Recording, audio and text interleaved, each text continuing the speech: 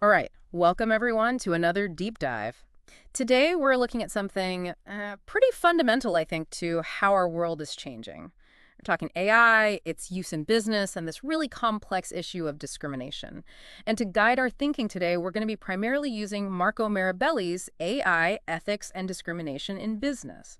You could think of it as us trying to understand how these AI systems, which are incredibly powerful, how they can sometimes inadvertently perpetuate inequalities that already exist in our society. Right. And I think that inadvertently is a really key word there. Absolutely. Yeah.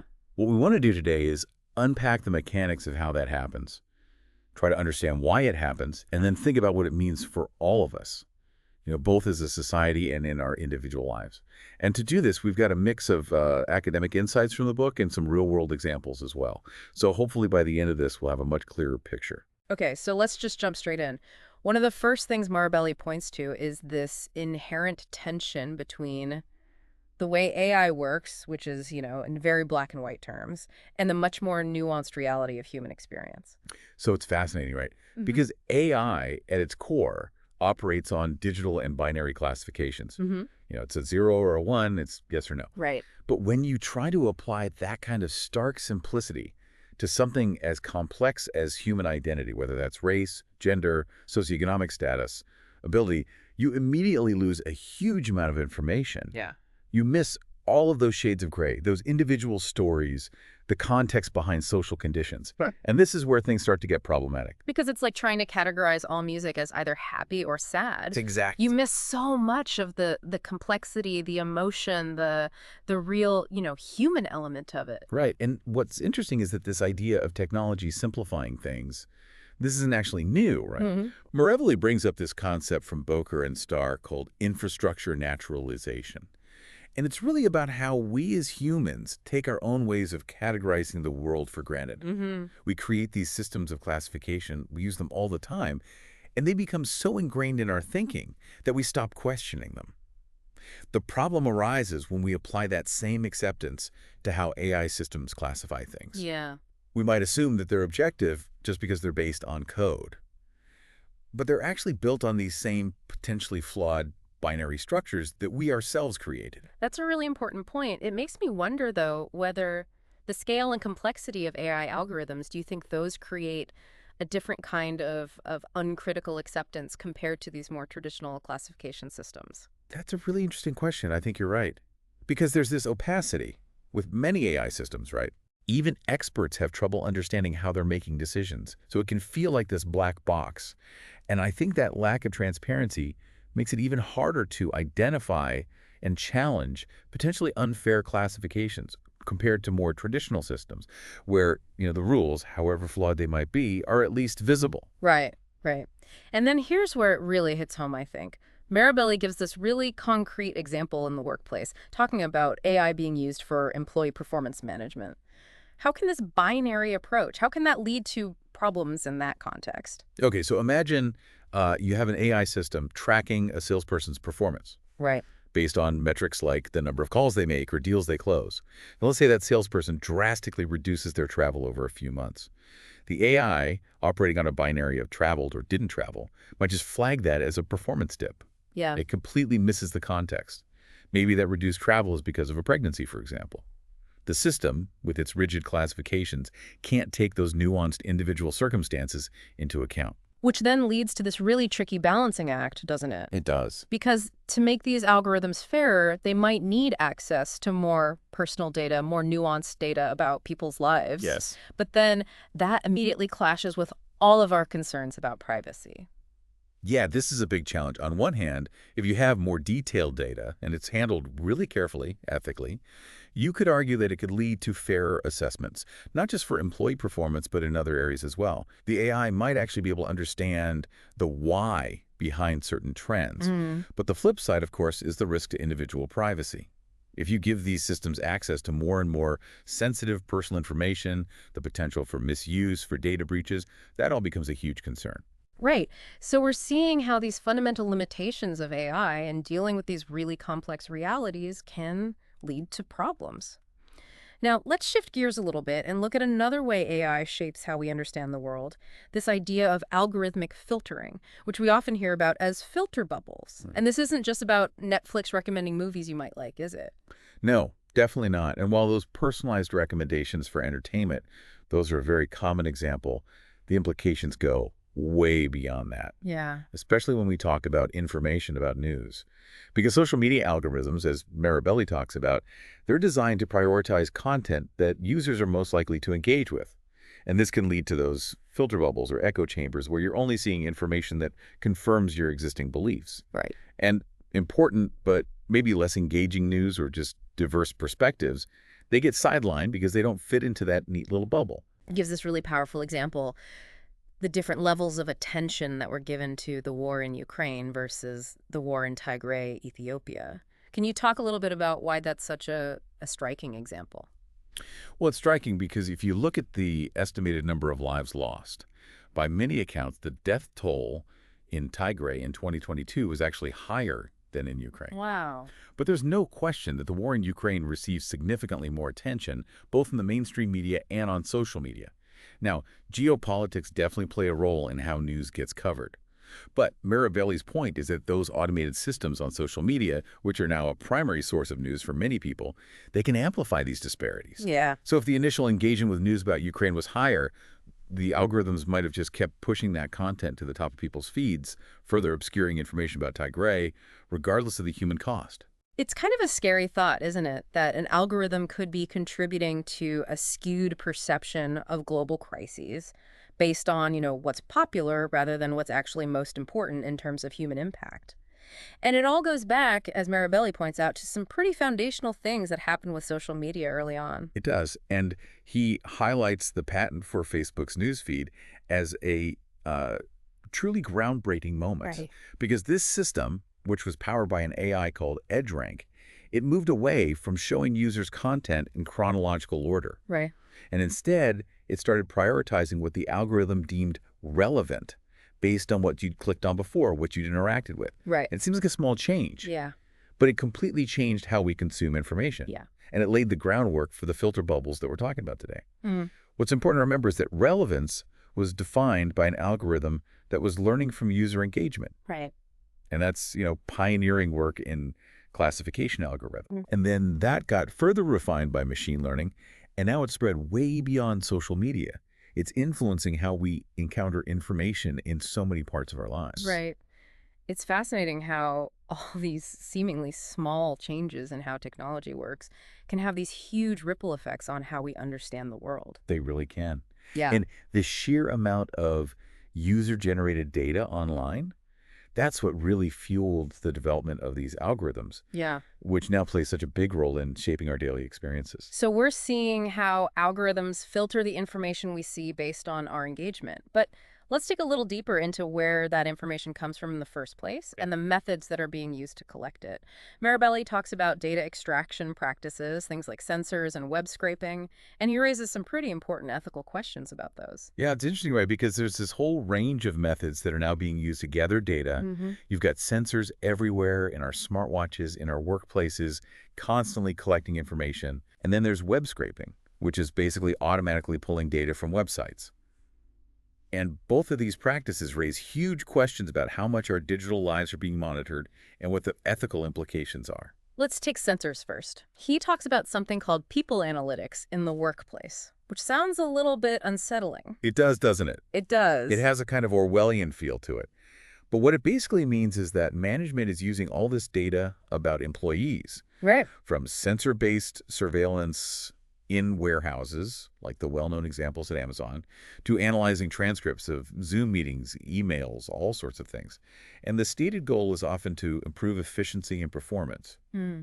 But the potential for this to become really intrusive, to become a system of control where employees are penalized for not behaving in ways that the algorithms deem optimal, that's a real worry. And people aren't just passively accepting this, are they? He mentions some interesting instances of pushback. Yeah, there are more and more examples of workers finding ways to resist this kind of algorithmic management. So Uber drivers, for example, they've been known to strategically log off the app or avoid certain areas to try to manipulate how the trip assignment algorithms work. Wow. And Airbnb hosts have also raised concerns about how the platform's algorithmic evaluations work. They want more transparency, and sometimes they resort to directly negotiating with guests to try to bypass or influence those ratings. Really? Yeah, it shows the tension that can arise when these automated systems clash with individual agency, with people trying to exert some control over their own work lives. Right. And then web scraping feels a little bit more abstract to me. What are the core questions we should be asking about that practice? I think with web scraping, the main issue is this blurry line between what's publicly accessible online and what's ethically okay to just automatically collect and use without someone's consent. Right. Just because information is out there on a website doesn't automatically mean it's fair game to be scraped and repurposed for something else entirely. And there's also this creepiness factor, I guess you could call it, Yeah. that a lot of us feel. Absolutely. You know, this sense that our online activities, our data, it's constantly being mined by companies for purposes we don't even know about. Yeah. Think about the photos you share on social media, the things you post, the skills you list on LinkedIn. Is it really okay for anyone to just scrape that and use it however they want? It's a good question. And this scraped data, it isn't neutral either, is it? It comes with its own sets of biases. You're absolutely right. The internet, even though it can feel universal, Yeah. it doesn't actually represent the global population equally. Yeah. And a lot of web scraping efforts, they end up overemphasizing English language content, Western cultural perspectives, younger demographics, male voices. And we can see this in the demographics of platforms like Reddit and Wikipedia, for example. So if you're training AI on this inherently skewed data, you're going to end up with skewed outcomes. You're going to reinforce existing societal inequalities out in the real world. Right. And then what's important to understand here is that these issues around privacy and the potential for unfairness, they often disproportionately affect marginalized groups. Exactly. Because they often have less control over their digital footprint and are already more vulnerable in various systems. Yeah, they're the ones who are most likely to be harmed by these biases. Okay, so we've talked about the ways AI classifies information, how data gets collected. Now let's look at how all of this actually plays out in different sectors with real-world consequences. And let's start with healthcare. We've got this system, the International Classification of Diseases, or ICD, seemingly a neutral tool for medical professionals, but it can have some unintended consequences, can't it? Yeah, it's really interesting because classification in medicine is a double-edged sword. On one hand, you have the ICD, which is crucial for things like diagnosis, tracking diseases globally. You have to have a way to categorize things.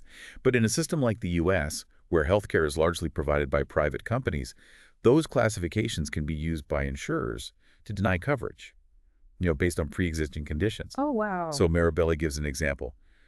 Someone with a specific classification of autism might face difficulties getting certain types of coverage. Right. And it's worth noting that in countries with universal health care, the implications of those classifications can be very different.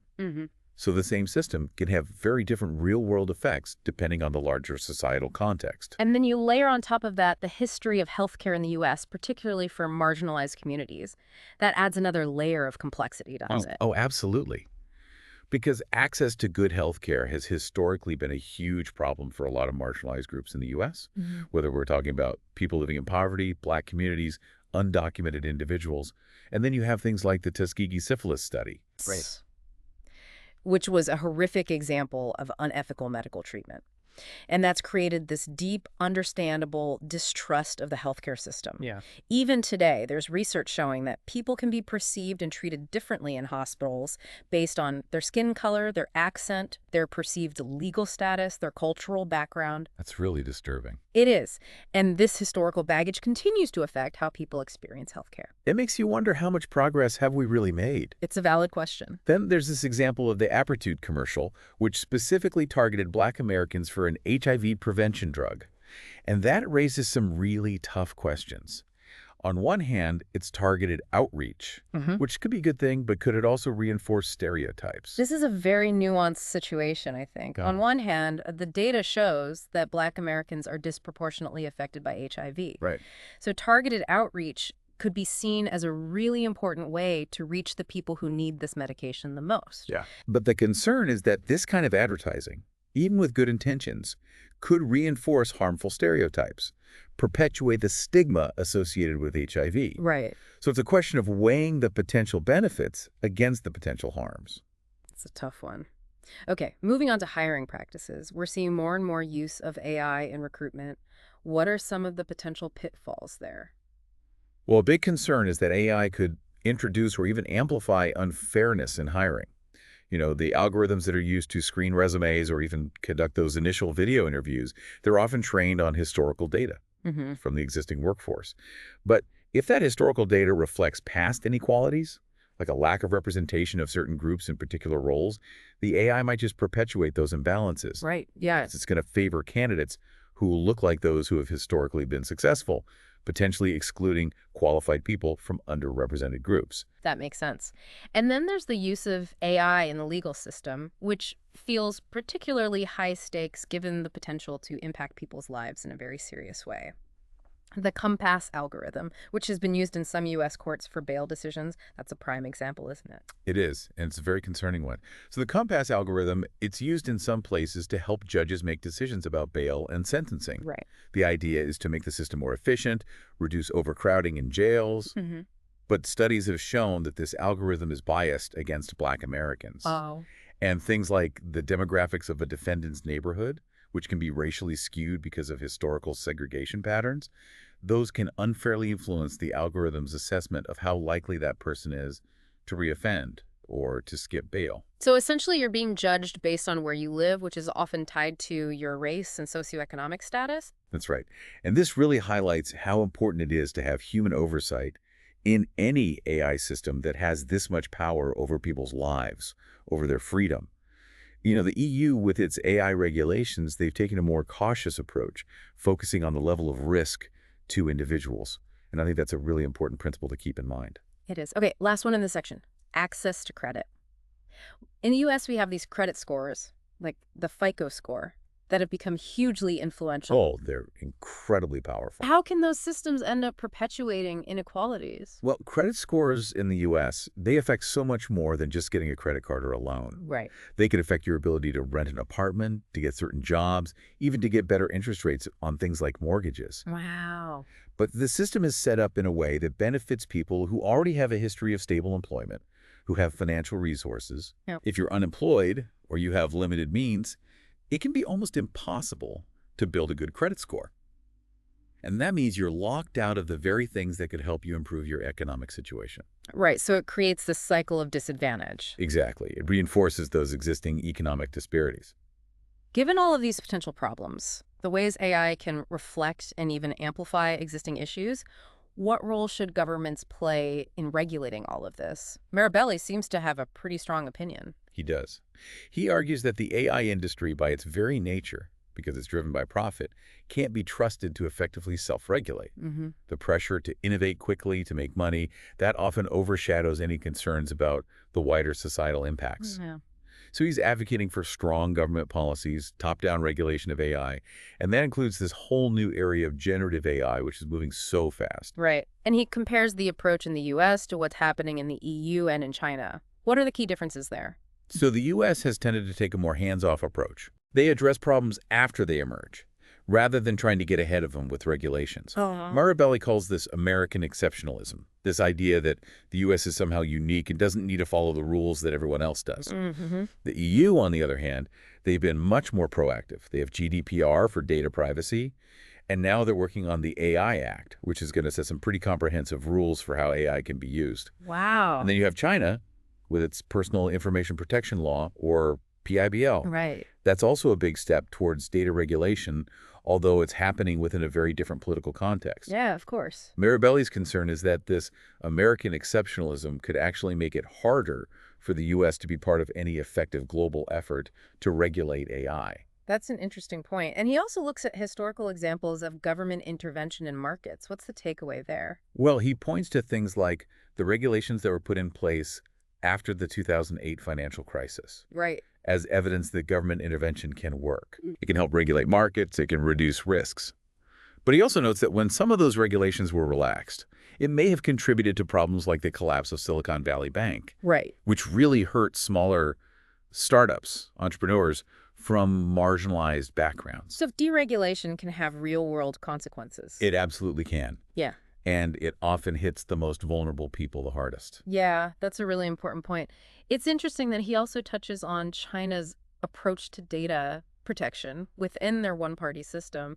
What's the nuance he brings to that comparison? It's tricky, right? Because on one hand, the level of government access to data in China is very concerning from a Western perspective. Yeah. But Marabelli points out that this system also gives the Chinese government more control over what private tech companies are doing. Mm-hmm. So from the perspective of a Chinese citizen who trusts the government, this approach might actually be seen as a way to balance technological advancement with social well-being. It's a very different philosophy from the more individual-centric approach that's common in Western democracies. It is. Okay, let's shift gears a little bit and talk about something that's not always front and center in these discussions. The environmental impact of training these huge AI models. It's easy to think of AI as existing purely in the digital realm and therefore being clean, but that's not really accurate, is it? Not at all. The energy consumption of those massive data centers that are needed to train and run these complex AI systems, it's huge. Wow. And it has a real impact on the environment. We're Oh. talking about significant carbon emissions. So this idea of going green by going digital isn't as simple as it sounds. No, it's much more complicated than that. Because things like the web scraping that's needed to gather all that data, the constant operation of surveillance systems, the sheer energy required to run these computations, it all adds up. Right. There's a real paradox here because AI has the potential to be used to predict and mitigate environmental damage. Yeah. But developing and deploying AI also consumes a lot of resources. And like a lot of these issues we've been talking about, the impact of climate change isn't felt equally around the world. Definitely not. The countries that have contributed the least to the problem of global warming, those are often the ones that are hit the hardest by its effects. Yeah, so there's a real injustice there. There is. Now, Marabelli also looks at AI in some of these emerging digital spaces, particularly the metaverse. What are some of the unique concerns that come up there? Well, the metaverse, with its immersive nature and the use of things like VR headsets, even potentially haptic suits, that opens up all sorts of new possibilities for data collection. Right. Because now you're collecting biometric data, things like eye movements, body language. So the potential for very detailed and invasive surveillance, for very targeted advertising, it's huge. And there are also concerns about increased employee monitoring in virtual workplaces. Makes sense. And then the technical